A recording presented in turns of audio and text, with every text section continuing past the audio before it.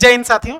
16 अक्टूबर मतलब आज का जो फर्स्ट पेपर था यूपी ट्रिपल शिफ्ट का, यूपी ट्रिपल एससी पेट का, उस वाले पेपर के आंसर की पर हम लोग डिस्कस करने जा रहे हैं। देखिए, सबसे पहले इस वाली वीडियो में आपको पूरे के पूरे जीएस के क्वेश्चंस के आंसर मैं आपको बताता जा रहा हूं। इसके बाद वाली वीडियो में आपको मैथ्स की वीडियो, मैथ्स की जो डीआई पर क्वेश्चन और जो बाकी अर्थमेटिक आता है ना 25 नंबर के भी आंसर की तुरंत अपलोड होगी। पहले आप इसको मैच करा लो ताकि आप सहूलियत में कि हमको भाई साहब मेंस में कैसी तैयारी करनी है।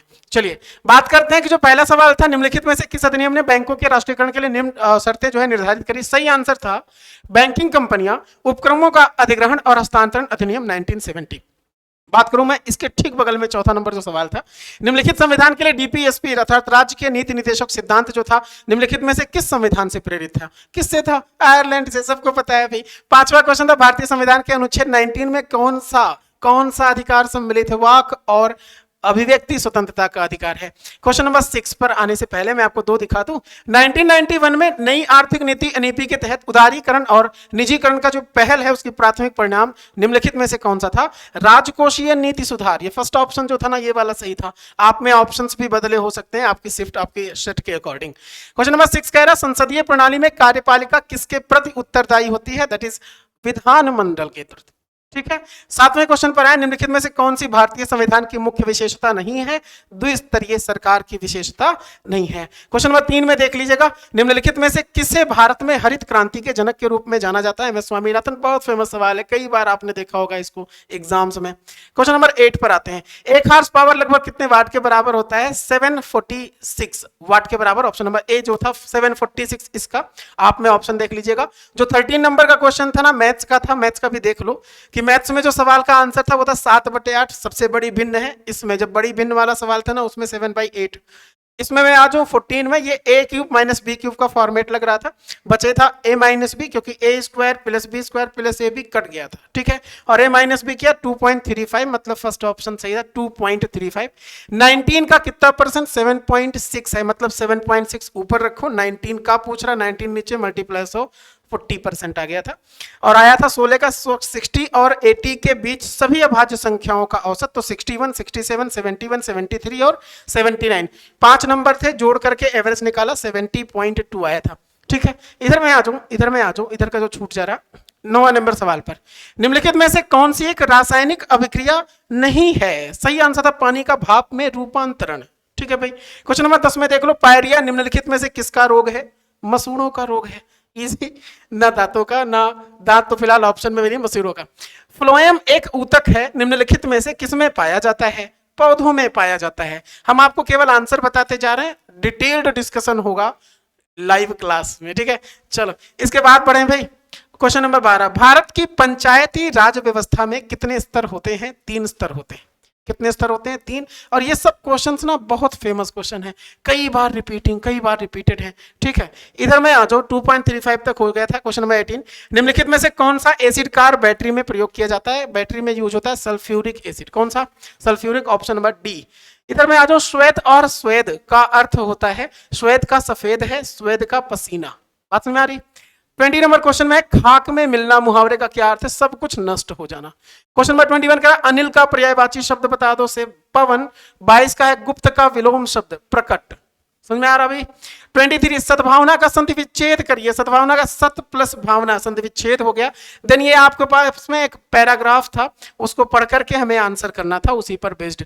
तो जब उसको पढ़ लिया गया तो आगे आंसर पर। क्वेश्चन नंबर 24 कह रहा है, Elizabeth new neighbours lived in downstairs. Option number C. 25 जिस तो क्वेश्चन था ना वो इसी के अकॉर्डिंग था, मतलब पैराग्राफ से related. Elizabeth was suffering from asthma right answer, इससे हम लोगों ने आंसर निकाला। 26 था, choose the correct antonyms of mourn. क्या है? हाँ मॉर्न, जॉय होगा। 27 में देखे गिवन एक वन वर्ड सब्स्टिट्यूट पर सवाल था, और वन वर्ड क्या था? One who sells articles at public sale. Okay, उसको हम लोग बोलते हैं जगलर। क्या बोलते हैं? जगलर। ठीक है। 28 पर choose the correct synonyms of exile का होता है एक्सपोज कर देना, एक्सपोज। ठीक है। तो 28 तक का हो गया भाई सवाल में आंसर। चलो आगे बढ़ते हैं। दोनों कथनों के, रीजनिंग का कुछ क्वेश्चन था कि दोनों कथनों को पढ़े, तय करें निम्नलिखित में से कौन सा उत्तर विकल्प दोनों कथनों के बीच संबंध को सही दिखाता है। पुलिस प्राधिकरण ने हाल ही में शहर में सुबह के समय चौकसी बढ़ा दी है, या दूसरा था कि शहर में छोटे मोटे अपराधों की घटनाओं में काफी कमी आई है। तो कमी आई है क्योंकि चौकसी बढ़ गई है। सही है। कथन 1 कारण है और कथन 2 सेकंड इसका प्रभाव है, सो पहला ऑप्शन इसका सही था। इसके बाद में आ जाऊं भाई क्वेश्चन नंबर, चलो ये तो हो गया कि क्वेश्चन नंबर कौन सा था, क्वेश्चन नंबर ये था 29। इधर मैं आता हूं 30 पर, ऑड चुनना था, तो जो 3, 13, 17, 23, 33, 67 था, इनमें जो ऑड नंबर था ना वो 33 था। कैसे है डिटेल्ड के लिए आइएगा लाइव क्लास में, इसके ठीक बाद थोड़ी देर बाद। 31 कह रहा 6:10 पर घड़ी घंटे और मिनट की सुई के बीच का मेरे को कोण बताना था, क्या होगा सही आंसर, 125 डिग्री 125 डिग्री का।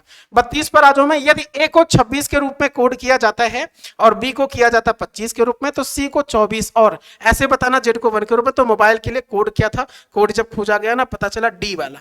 डी में क्या है आपका ऑप्शन इधर उधर होगा, आप देख लीजिएगा 14, 12, 25, 18, 15, 22, ठीक है। लास्ट में जिसमें 22 होगा ना वो वाला ऑप्शन सही होगा। 33 पर आते हैं, द अनामलाई रीड टेल नाम की डैमजल फ्लाई की एक नई प्रजाति की खोज किस राज्य में हुई है। द अनामलाई रीड टेल नाम की डैमजल फ्लाई खोज हुई है केरल में। कहां पर भी, ऑप्शन नंबर ए केरला में।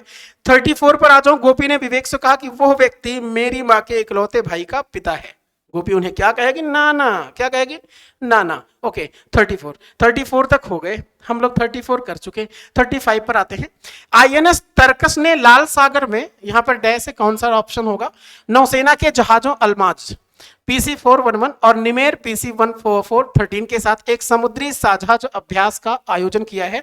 तो आईएनएस तर्कस ने लाल सागर में सूडान के साथ में, सूडान की नौसेना के साथ में ये वाला साझा किया था।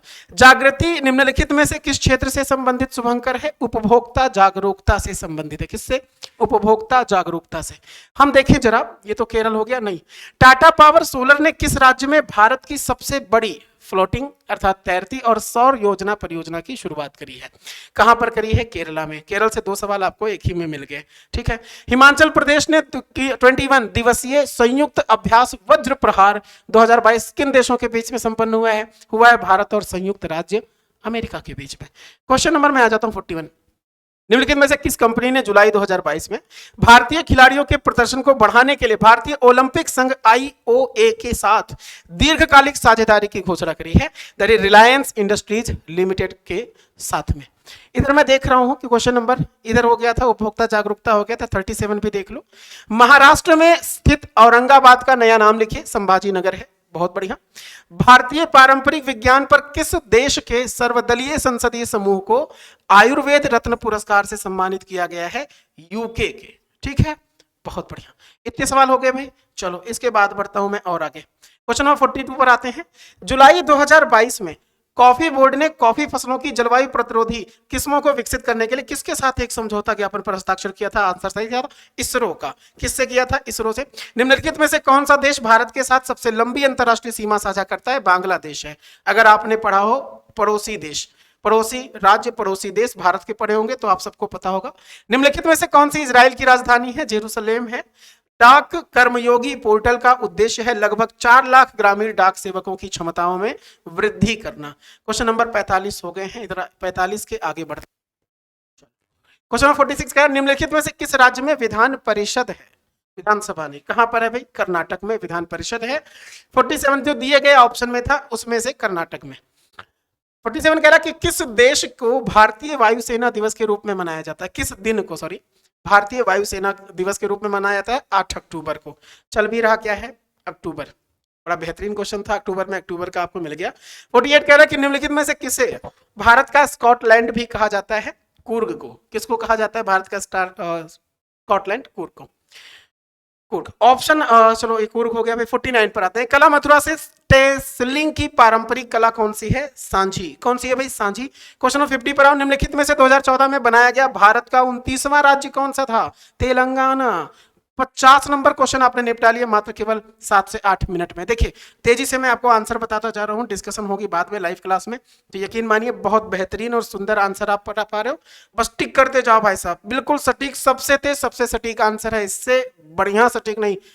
पता चल रहा है, बहुत बढ़िया। चलो भाई इसको देखो, 51 नंबर क्वेश्चन कह रहा है कि निम्नलिखित में से किस व्यक्ति ने प्रसिद्ध पुस्तक the story of my experiment with truth लिखी है। महात्मा गांधी जी की बहुत फेमस किताब है ये, बहुत फेमस बुक है, ठीक है। वायुमंडल में ग्रीन हाउस गैसें पृथ्वी के अधिकांश उत्सर्जित किस चीज को अवशोषित करती है, जो निचले वायुमंडल को गर्म करती है, तो वो है पराबैंगनी विकिरण को। किसको भाई? परावैगनी विकिरण को। वॉलीबॉल निम्नलिखित में से किस देश का राष्ट्रीय खेल है? नेपाल का है। कहाँ का है भाई? नेपाल का है।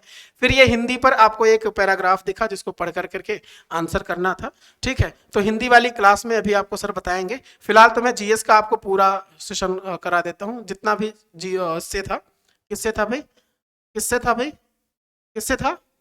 जीएस के पार्ट का। अब देखिए मेरी बात सुनिए, ये जो है जितना भी सवाल आया ना, किससे? डीआई से। डीआई के लिए मैं आपको नेक्स्ट क्लास में लेके चल रहा हूँ। किसमें? नेक्स्ट क्लास में डीआई के सारे क्वेश्चन हम लोग करेंगे। और यकीन मानिए जो डीआई आपने कल सीखी थी ना शिफ्ट वाले सेकंड वाले पेपर में, 15 अक्टूबर के सेकंड पेपर का पूरा डिट्टो मैच करा करके दे दिया है। 2-2 3-3 डीआई।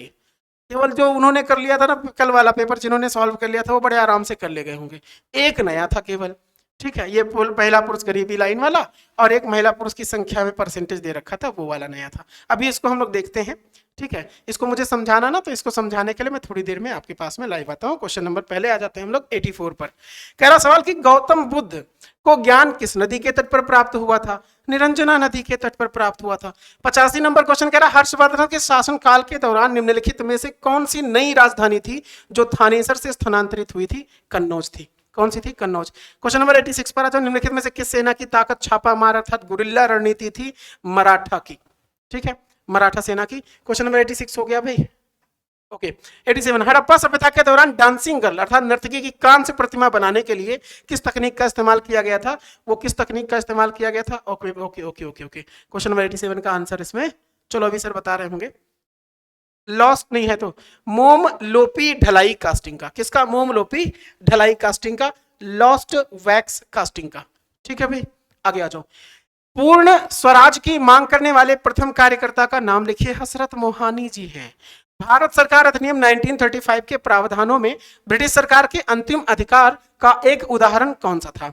वो था प्रांतीय स्तर पर द्वैध शासन का उन्मूलन करना, ठीक है, द्वैध शासन का उन्मूलन। निम्नलिखित में से किसे स्वदेशी आंदोलन का प्रमुख कारण माना जाता है? तो जो 4 ऑप्शन थे उसमें से बंगाल को विभाजित करने का जो निर्णय था वो स्वदेशी आंदोलन का प्रमुख कारण माना जाता है। फॉरवर्ड ब्लॉक की स्थापना किसके द्वारा करी गई थी? सुभाष चंद्र बोस द्वारा करी गई थी। क्वेश्चन नंबर 93 ये हो गया था भाई, ठीक है। खिलाफत मुद्दे को उठाने के लिए महात्मा गांधी के निर्णय के पीछे का जो मुख्य कारण था वो क्या था? तो जो 4 ऑप्शन लिखे हैं उसमें से जो करेक्ट था वो है हिंदू और मुस्लिमों के बीच अधिक एकता लाने के लिए, ठीक है, खिलाफत मुद्दे को। ब्रिटिश ने निम्नलिखित में से किस भाषा को भारतीय समाज में प्रस्तुत करने की उत्सुकता दिखाई थी?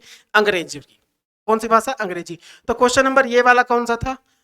89, ये वाला 90 नंबर क्वेश्चन था, अंग्रेजी इस पे लिखा था, ठीक है। और आपने इधर के सवालों को कर लिया तो 93 हो गया। 94 पर आते हैं।